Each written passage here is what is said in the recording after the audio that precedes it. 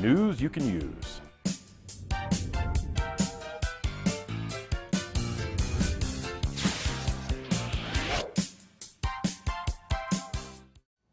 Welcome to another edition of The Scoop, News You Can Use. I'm Louise Thompson, the Executive Director of Tampa Bay Community Network, the public access channels based out of Tampa.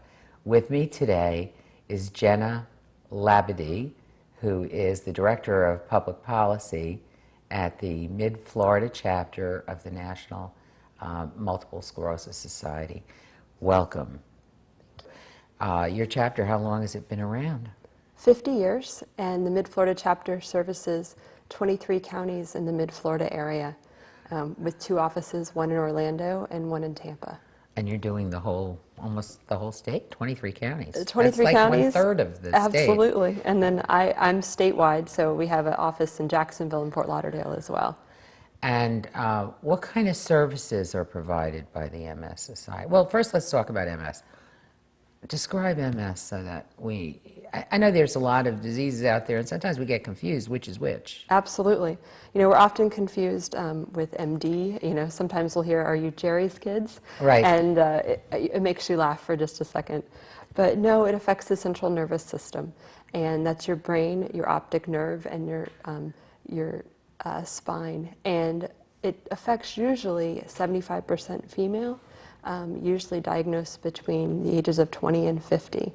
So you can picture a mom who is trying to take care of her family and has cognitive dysfunction and maybe some paralysis, and then the next day she's fine. So she may not think that it's anything to worry about. Or you have a young gentleman who I just met the other day who wants to go to the prom for the first time, and he's worried that he might have to take his cane. So I hope his date doesn't mind, but it affects different. I understand there are 2 forms, right? Chronic and progressive, or is that still the definition? Yes, there's actually several different. There's progressive and there's secondary progressive, and it just means the stage that you're in. And there's injectables that we recommend that people take. There's 6 of them out there right now with no generics available. So it's costing people around $2 grand a month for their injectables. Which just take care of symptoms? Take care of symptoms, just symptom management. Because there's no cure? There is no cure. And do we know where it comes from? How do you get it? What, is it a virus? Is it a birth disorder, or what is it? Do we know? We know that we have some cases of some family members that have it, so oftentimes people that think it's genetic, but we also know there's some environmental factors, because we also know that there's veterans coming back from Gulf Wars that have had cases of MS that didn't have it before, and they were exposed to neurotoxins. So we're getting it from a multitude of places. You know, were they born with it? We don't know yet. So all of the research is leading towards let's look at how the myelin sheath on that nerve is deteriorating, and how can we combat that myelin deterioration. So they're not really, if you're going to spend money, not on how did this happen exactly, but how do we stop it? Absolutely. Okay, so because they can see when it gets started. The testing for this has changed over the years that I know of, and now, how do you know you have it? Most people will go with some blurred vision, and you know, since I'm not a doctor, I'm trying to keep this as simple as possible. Okay. But they'll go with some blurred vision or some paralysis, maybe in an arm or a leg, and they'll think, I'm too young for this, or gosh, this is really bothering me too much. And they'll go to a primary doctor, and then they'll send them to a neurologist who will probably order an X-ray, such as an MRI, and if it's further along, they'll do a spinal tap. But an MRI is usually what finds the lesions on the brain and spinal cord. And if you were to use the analogy of the wire that we plug into the wall, and a little mouse chews away at the wire, that's kind of what a nerve looks like once it's got MS lesions on it. It's frayed. There's no longer a conductive source of nerve signals, and all of a sudden it's shorting out on either end. And that's what it looks like on X-ray. And the TV's not working so well. It's not working so well, exactly. Okay. It's misfiring. So when did this first get identified? Is it very long ago, or diagnosed or named or whatever? You know, I probably should know the exact date and time. But I mean, you're around 50. I just started thinking this society's around 50 years, so we certainly must have learned about this very much Absolutely. longer ago. And so it's not necessarily related to modern times or... No, and we have... that's... Yeah, Yeah, we I have didn't mean more to put you on the prevalence. spot. It's okay. It's okay. We have, you know, prevalence about 30,000 people in Florida that we know of who come through the society and receive our programs and services. And those programs and services vary. You asked what we provide, and we provide everything from assistance to referrals with doctors and rehab, and you know, speech pathology, and maybe they need help with just finding what's next. How do I talk to someone? How do I get with the right person to get counseling? We provide all of those services. We also provide a quality of life grant when you need a durable medical equipment in your home. We provide up to $1,500, up to $2,000, so that we can do a full adaptive device in your car when you're no longer able to drive the way you used to. And people, you know, call us all of the time wondering Those what's things next. aren't being covered then, They're not, a lot of times. They're not being covered in mainstream because they're just not, they're not something that the government's able to provide. So that's what we're there for. And most of the time people have already, by that point, maybe they're not employed anymore and may not have their insurance. Is that? Exactly. We're unable to provide, you know, insurance because we do refer people to Medicare and especially Medicaid here in Florida, but we'll help them through the process of getting the paperwork done, which is very tedious and very stressful for most people, and especially when you've got cognitive dysfunction. And did you say 30,000 people have come through just the Mid-Florida chapter? Just in the Florida chapters alone, that includes the all whole three state. of them. And that's increasing daily. So the incidence is increasing? Is that what you're saying? We think that it's not the incidence. We think it's the prevalence of people moving to Florida to find better climate. We're going to take a little break and then talk more about the services that are provided by the Mid-Florida chapter. We'll be right back. Thank you. Welcome back to The Scoop. I'm Louise Thompson from the Tampa Bay Community Network, and we're talking today with Jenna Labadie of the Mid-Florida chapter of the Multiple Sclerosis Society. Before we took the break, I was wondering about the various support services you provide. People really need support, and probably their caretakers as well, if this is a progressive thing. Absolutely. In the 23-county area, we have 29 self-help groups. We like to call them self-help groups, not support groups. And they meet at churches, at synagogues, at community centers. They provide everything that you could need.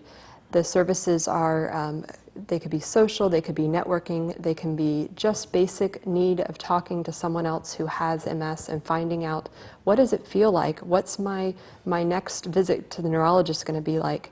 And there's 15 members or 50. They bring in guest speakers, caregivers are invited, and then they also do specific meetings just for caregivers or just for spouses so that they don't have to ask questions in front of their spouse or in front of their sibling. And everyone's invited. More information is definitely available on our website, and anyone in the community can come as well. Let's give your website, although I know we're going to run it in some various other websites at the end of the program.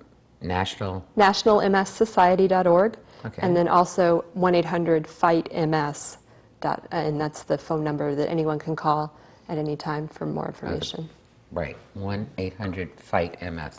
Okay, the incidence, we talked about that a minute ago, but now I'm intrigued. So the incidence in Florida is higher, but we're assigning that to the fact that people move here. But is the incidence overall higher over the years or not? We are having a problem with getting exact numbers, and I know that's what most people are looking for because we're looking for that. So it's actually a congressional directive that we're hoping to take to DC in 2 weeks to create a registry. So there are... That would make doctors have to note Right. if they have X number of patients or And so forth. a voluntary effort on the part of the patient, because it would help.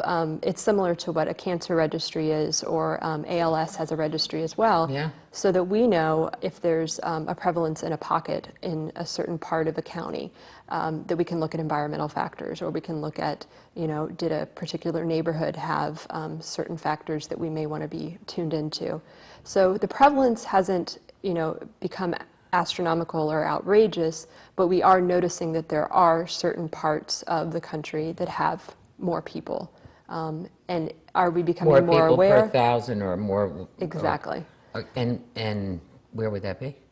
The north is typically where we find more cases, and I'm definitely not the right person to say those reasons why, but I think that once we get the registry going, we'll find why those reasons exist. And That would be really interesting because they've done that with most various diseases. diseases, and they've been Absolutely. able to pinpoint, causes. And then it's nice for the treatment too, because if you move, your doctor in Wisconsin can help you. If you move down to Florida, they can pull up your record, and it's the idea of digital health records being so beneficial these days.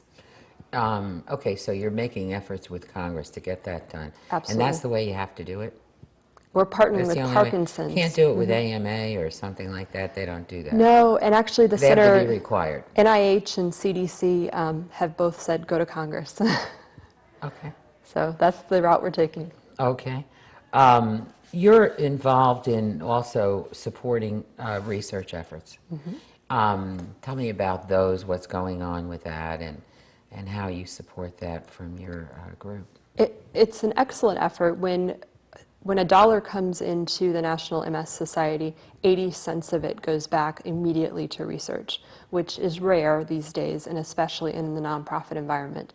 It makes me feel comfortable as an advocate who goes to DC and who goes to Tallahassee.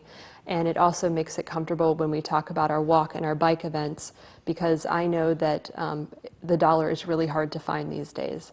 So the research is being funded at a number of different levels. We have a congressionally directed medical research program looking at veterans and the prevalence of the neurotoxins I mentioned before. That's a big push because we've treated our veterans with a lot of different situations, and we need to take care of them above and beyond the call of duty.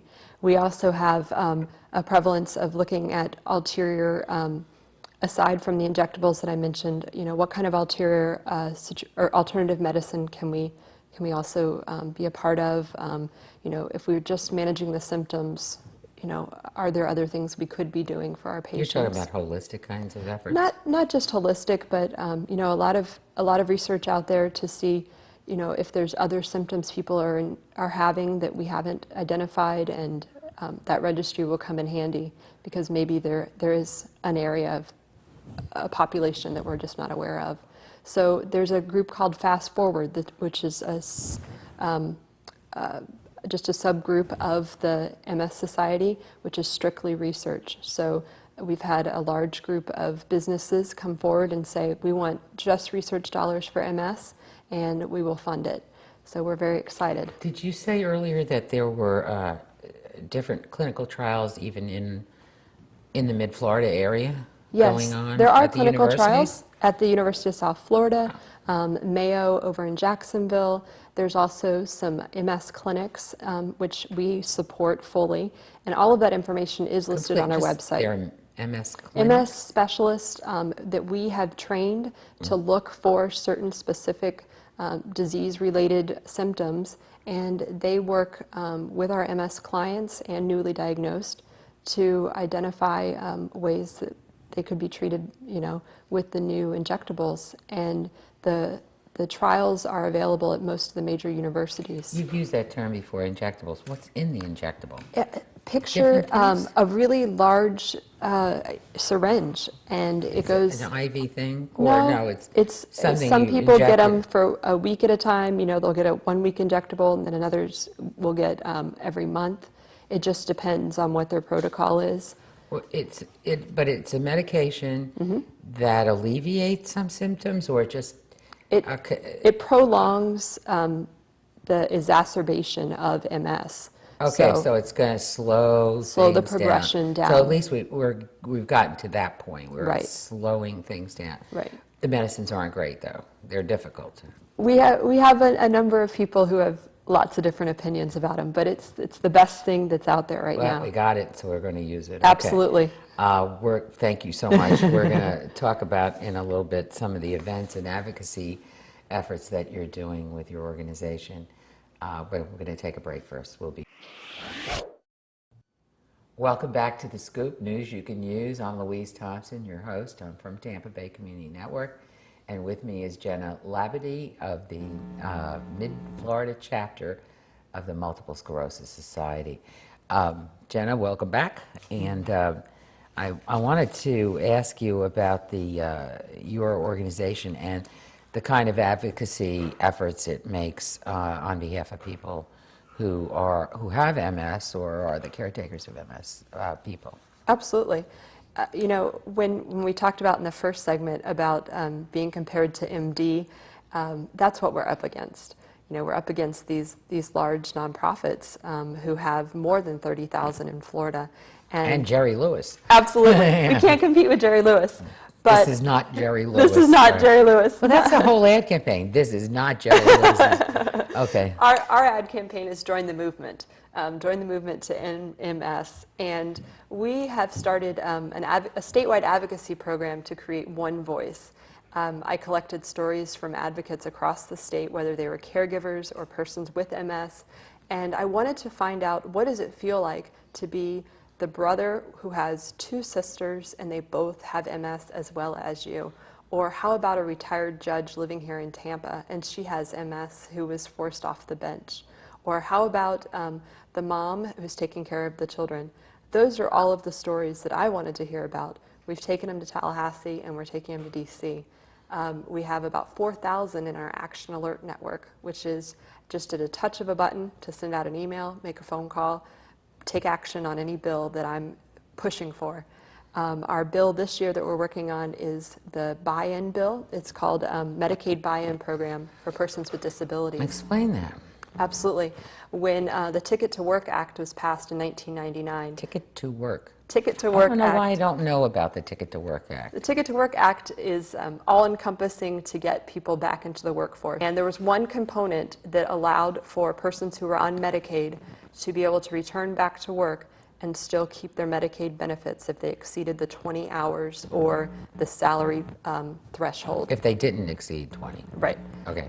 So we want people to be able to return to work, exceed that threshold, and work 40 hours, work 50 hours, whatever they'd like to work, and have a bountiful life in their career when they haven't been able to because they've been bound by that Medicaid threshold. Like you need Medicaid so badly Absolutely. that even if you want to go to work, you know you can't because You'll stuck. Lose your medical benefits and you can't afford them any other way. Is that what you mean? Absolutely. And we've recognized that it's the most significant barrier.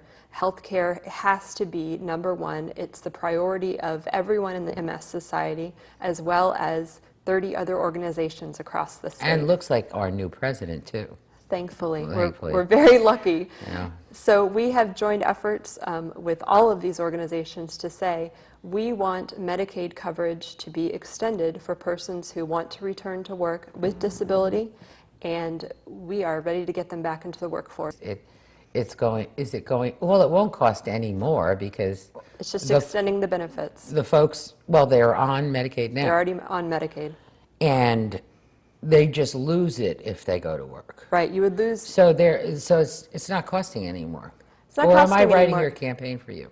It won't cost you any more. And in fact, the government now will pick up taxes from these people who are who are Absolutely. now employed. They'll be So it could be gainfully a cost. employed Yeah, so it could be a real, actually, cost benefit. to get them back to work. And it's Okay. Senator Crist here in Tampa that's sponsoring it, Senate Bill 348, and Representative Jose Planas, J.C. Planas in the Miami-Dade area, and that's House Bill 529. We'll be ushering it all session, and Medicaid reform takes several years, so we are looking for systemic change, not just a Band-Aid. And we will keep pushing for this last little loophole closure for the Ticket to Work Act. There's only 9 states left in this country, and Florida is one of them, That didn't sign on that to has this. not passed this. It's rather sad. Well, how did it fail to pass? Or Nobody's made it a priority. That's an opinion of many, and there has been a priority now for the last couple of years. There's a task force that was established in 2006, and this group of about 30 organizations has said, this is our priority. how long have you been fighting this fight? A couple of years. Calvin Coolidge said persistence was everything. So perseverance. Absolutely. So keep it up and keep it up and keep it up. Are there other things that that you do for advocacy purposes as well? Yes, we also look at long-term care. When persons have MS and they are no longer able to take care of themselves or their family isn't able to, long-term care facilities have a real burden on their hands when skilled nursing is at a shortage. So we are looking at one day hopefully creating an MS wing in a long-term care facility, and that's going to take some systemic change as well. So And a lot of funding. Speaking Yes. of which, how are you funded? Your group funded? Completely, solely nonprofit with donations as our primary source and our only source. And you do a couple of big fundraising events that I know we've all heard about. Yes. They are walkathons and bikeathons? Walkathons and bikeathons, we do 6 walks. The closest ones in the Tampa area are Lowry Park Zoo, Largo, Sarasota, then we've got Orlando, we've got the Villages, and we've got Cocoa Beach. And then we have the bike tour, which goes from Bach Tower to Orlando, 150 miles. It's called the Citrus Tour. That's fantastic. I really appreciate your coming to the show, The Scoop, and letting us know about the wonderful work that you're doing at the MS Society. And I'm sure everyone wishes you really good luck with your advocacy efforts, and maybe they'll get in touch with you through your website to assist in getting these laws passed that you need and supporting you. Thanks so much for tuning in. Louise Thompson, please visit our website, tbcn.org. See you next time.